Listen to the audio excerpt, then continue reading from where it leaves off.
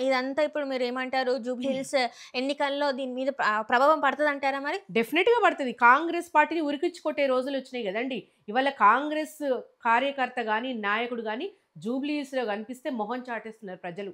ఎందుకంటే అబద్ధాలు చెప్పి గద్దెకెక్కి మళ్ళా బై ఎలక్షన్ రాంగానే కనబడుతుర్రు తప్పిస్తే ఇన్ని 2 ఏళ్ల పాలనలో ఒక ఇంత నాయకుడు ముందు కూడా ఇంత కనబడలేదట. ముందు కనిపించలేదా? ఎవరొచ్చిండ్రు? అదే చెప్తుర్రు గదా! మీరెళ్లి చూడండి. ప్రజల్లోకెళ్ళి ఒకసారి మాట్లాడండి. ఈ 2 ఏళ్ల పాలనలో ఏ ఒక్క కాంగ్రెస్ నాయకుడు గాని, కార్యకర్త గాని కనబడరా మీరు అడగండి. ఎందుకంటే ఇలా బీఆర్ఎస్ పార్టీని ప్రజలు నెత్తిలో పెట్టుకున్నారండి. నవీన్ యాదవ్ ఇండిపెండెంట్‌గా గూడా చాలా తక్కువ మెజారిటీతోనే ఓడిపోయిండు. అంతకుముందు ఎంఐఎం పార్టీ నుంచెళ్ళి పోటీ చేసి అక్కడ గూడా చాలా తక్కువ మెజారిటీతోనే ఓడిపోయిండు. మరి ఈసారి మరి తనకి గెలిసే అవకాశం ఎక్కువుందని జెప్పేసి కూడా చాలా మంది మాట్లాడుతున్నారు గదా! ఎవ్వరు ఒక్కరు గూడా అంటలేరండి. ఎంఐఎం బలంగా ఉన్న ప్లేస్‌లోనే మాగంటి గోపీనాథ్ గారు 3 సార్లు గెలిచిండంటే హ్మ్. మీరు అర్థం జేసుకోవాలి. ఆయన ఓడిపోయిండు. ఓడిపోయిన వ్యక్తి మళ్ళా నిలబడి మళ్ళా ఏదో ఆయన అదృష్టం పరీక్షిస్తున్నాడు తప్పిస్తే ఈసారి నాకు డిపాజిట్ కూడా రాదేమో అనిపిస్తుంది. ఎందుకంటే కాంగ్రెస్ మీద ఉన్నటువంటి వ్యతిరేక పవనాలు ఇంకే పార్టీ అంటే అతి తక్కువ టైంలో కాంగ్రెస్‌ను చీదరించుకుంటున్నారు ప్రజలు.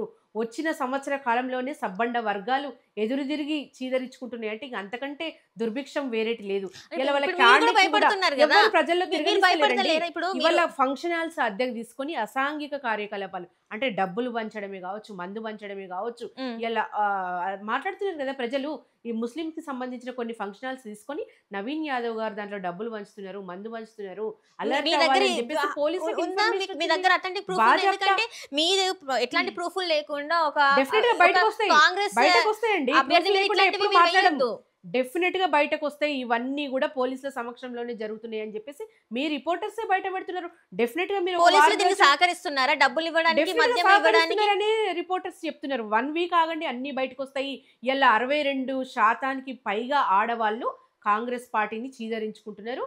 బీఆర్ఎస్ పార్టీకి పట్టం కడుతున్నారు. అంటే ఈ ఎలక్షన్‌ను యావత్ తెలంగాణ సమాజం మొత్తం గమనిస్తున్నది. ఈ తీర్పు యావత్ తెలంగాణ సమాజం ఇచ్చినట్టే భావించాలి. హ్మ్. ఎందుకంటే నువ్వు అందరిని అబద్దాలాడి మభ్యపెట్టి ఇవాళ 62% ఆడవాళ్ళు బీఆర్ఎస్‌కి మొగ్గు చూపుతున్నారంటే నువ్వు చేసిన నీచ సంస్కృతి అంటే నీచ వాగ్దానాలు ఎట్లా ప్రజల్లోకి పోయినాయి అనేది మీరు గ్రహించాలి ఒకటి. హ్మ్. ఇయాల గెలిచే అవకాశం లేదు కాబట్టి కాంగ్రెస్ పార్టీ దొంగ ఓట్లు నమోదు చేపిస్తున్నది.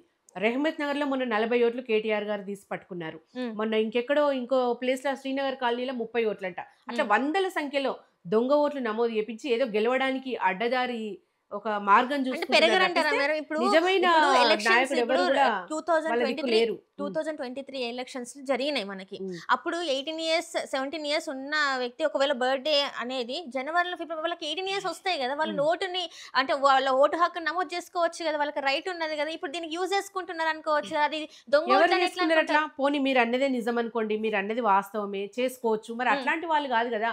ఆల్రెడీ 4, 5 ఎలక్షన్‌లో పార్టిసిపేట్ జేసినోళ్ళు అంటే 25 ఏళ్ళకి పైబడినోళ్ళ ఓట్లున్నాయి గదా! హ్మ్. ఒక 40 ఓట్లంటే దాంట్లో దాదాపు అన్ని రకాల అన్ని ఏజ్ గ్రూప్ వ్యక్తులుంటరు. మీరన్నట్టుగా వచ్చే సంవత్సరం ఏసేవాడే గాదు గదా! హ్మ్. అన్ని రకాల ఏజ్ గ్రూప్‌లుంటాయి గదా! హ్మ్. అట్లా వందల సంఖ్యలో బయటపడుతున్నాయి ఓట్లు.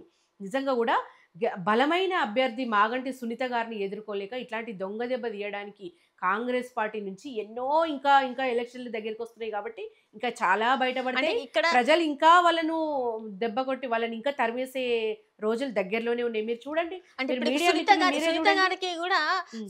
చాలా వరకు ప్రజల్లోకి వెళ్ళే అది లేదు అని జెప్పేసి. అందుకే సునీత గారిని గాదు. సునీత గారైతే ప్రజలకి ఎక్కువ తెలీదు. అందుకే మేము విష్ణువర్ధన్‌ని గూడా తీసుకొస్తున్నాం. విష్ణువర్ధన్ రెడ్డిని గూడా మేము తీసుకొస్తున్నాం. ఇప్పుడు మా ఇంకో అభ్యర్థి అని జెప్పేసి మీరు చెప్పడం అంటే ఎక్కడో మీరు భయపడుతున్నట్టు అనిపిస్తలేదా? ఎందుకండి భయం? డెఫినిట్‌గా అన్ని పార్టీల్లో ఆల్టర్‌నేటివ్ వేరే ఎవరైనా ఏస్తారు నామినేషన్. హ్మ్. అన్ని పార్టీల్లో జరిగేది మా పార్టీలో జరిగింది. హ్మ్. ఇంకోటి మహిళ గాబట్టి మీరట్లా మాట్లాడుతున్నారా? అంటే కాంగ్రెస్ పార్టీ వల్ల ఆమె తెలియదు, ఆమె ఇప్పుడే బయటకొచ్చింది. భర్త చనిపోయినంకనే బయటికి రావాల్సిన అవసరం వచ్చిందామెకి. హ్మ్. మరి మీ సోనియా గాంధీ ఎప్పుడొచ్చిందండి? ఆవిడ భర్త చనిపోయినంకనే సోనియా గాంధీ రాజకీయాల్లోకొచ్చి సక్సెస్ అయింది. హ్మ్. ఇందిరా గాంధీ గారు ఎప్పుడొచ్చిండ్రండి? హ్మ్. వీళ్ళు మహిళలే గదా! హ్మ్. వీళ్ళు గూడా శాసించినోళ్ళే గదా! హ్మ్. ఎందుకు మీరు మహిళా శక్తిని తక్కువ అంచనా ఏస్తున్నారు? ఇవాళ మాగంటి సునీత గారు బయటకు రావాల్సిన అంటే అనివార్య పరిస్థితుల్లో గోపీనాథ్ గారు చనిపోవడం వల్ల తను బయటకొచ్చి నేర్చుకుంటది. ఇవాళే వచ్చింది నిన్న మొన్న కనబడలేదంటే ఎవరైనా రాజకీయాల్లో ఎవరు కొత్త పాత ఉండదండి. ఇవాళ ఆమెకు రావాల్సిన అవసరం వచ్చింది. బయటకు వచ్చింది. కాబట్టి మాగంటి గోపీనాథ్ గారు చేసిన సేవలు మర్చిపోలేక ఇలా వాళ్ళ వైఫ్ని అందరు స్వాగతిస్తున్నారంటే మీరు అర్థం చేసుకోవాలి. అంటే ఇక్కడ ఏందంటే ఎంఐఎం కాంగ్రెస్ తోని ఉంది. చూసాం మొన్న వాళ్ళ ప్రచారంలో కూడా ఎంఐఎం జెండాలు కనిపించినాయి మనకి కాంగ్రెస్ జెండాలతో పాటు. ఇప్పుడు కాంగ్రెస్‌కి సపోర్టర్స్, ఎంఐఎం సపోర్టర్స్ అందరూ కలిపితే మరి బీఆర్ఎస్ ఓడిపోయే ఛాన్సెస్ ఎక్కువ కనబడుతున్నాయి కదా! ఎక్కడా లేదండి. ఎంఐఎం గాని మిగతా సబ్బండ వర్గాలు గాని బీఆర్ఎస్ తోనే ఉన్నాయంటే మీకు అర్థం కావట్లేదు. మీరు అంటే ఎందుకు చూ- చూ- మీరు చూస్తున్నాం. కాంగ్రెసా? నీ- మీరు కాంగ్రెసా నేను చెప్పండి. కాంగ్రెస్ కాదు, మీరు బీజేపీ కాంగ్రెస్ కాదు, ఫేవర్ గా బీఆర్ఎస్ కాదు. మాట్లాడుతున్నారు. నేను ఒక ప్రజల గొంతుకై మాట్లాడుతున్నాను గానీ నేను కాంగ్రెస్ కాదు, బీఆర్ఎస్ కాదు. అంటే అంటే ఒక మీ జర్నలిస్ట్ మాటలు గా చూస్తుంటే మీరు కాంగ్రెస్ కు మద్దతు ఇస్తున్నట్టుగా లేదు కనబడుతుంది. లేదు ఎందుకంటే ఇక్కడ ఎవరికి ఎవ్వరు మద్దతు కూడా ఇచ్చారు? నేను ఫీల్డ్ లో తిరుగుతున్నాను, నాకు తెలుసు కదా. ఉమ్, నేను ప్రతిరోజు ప్రజల్లో తిరుగుతున్నా. ఉమ్. ఎంఐఎం కావచ్చు, బీజేపీ, ఎవరైనా పార్టీలకు అతీతంగా ఇలా మాగంటి యాజ్ ఏ సునీతమ్మ గారికి జర్నలిస్ట్ గా అక్కడ ఉన్న సమస్యలు నేను మాట్లాడాలి. ఉమ్, యాజ్ ఏ జర్నలిస్ట్ గా అక్కడ ఏ అభ్యర్థికి ఎట్లా అనుకుంటున్నారు, జనాలు ఎట్లా అనుకుంటున్నారు అనేది నేను మాట్లాడాలి. ఎందుకంటే ఇక్కడ ఈసారి వచ్చింది ఉప ఎన్నిక, ఉమ్, ఇది ఒక బై ఎలక్షన్. ఎందుకంటే ఒక మనిషి చనిపోయిన తర్వాత ఎలక్షన్స్ అంటే చాలా చేంజెస్ చేస్తుంది. అవును. ఎందుకంటే అప్పుడు కూడా నవీన్ యాదవ్ గారి ప్లేస్ లో మనం చూసుకుంటే హజరుద్దీన్ గారు వచ్చిండ్రు. అవును. అక్కడ తను ఓడిపోవడం జరిగింది. కానీ ఇప్పుడు పరిస్థితులు ఇంకొకలాగా ఉంది. ఎందుకంటే ఇప్పుడు అధికారంలో ఉన్నది కాంగ్రెస్ కాబట్టి మరి కాంగ్రెస్ అభ్యర్థి గెలిచే అవకాశాలు ఎక్కువ ఉంటాయి కదా. ఏ రకంగా గెలుస్తాడండి? ఇవాళ ఈ ఓటు యావత్ తెలంగాణ సమాజం ఒక ఉత్కంఠతో ఎదురు చూస్తుంది. ఎందుకంటే ఈ ఓటుతో కాంగ్రెస్ పార్టీకి బుద్ధి చెప్పాలని తెలంగాణ సమాజం అంతా రెడీగా ఉంది. కాంగ్రెస్ వచ్చిన 2 ఏళ్లలోనే తెలంగాణ 10 ఏళ్ళు వెనక్కి పోయింది, వాస్తవం కాదా? అధోగతి పాలైంది, వాస్తవం కాదా? ఇటు విద్యా రంగంలో, వ్యవసాయ రంగంలో, అన్ని రియల్ ఎస్టేట్ రంగంలో అన్ని రంగాలుగా వెనుకబడ్డది, వాస్తవమే కదా. మళ్ళీ ఇంకా ఏం చూసి ఓటేయమంటున్నారు మీరు కాంగ్రెస్ కి? చెప్పండి. ఎవరు ఏ రకమైన ప్రజలు ఓటేస్తారు? ఎవరు నువ్వు ఉచితం అని ఇస్తున్నావు? ఎవరికి ఉచితాలు ఇస్తున్నారు మీరు?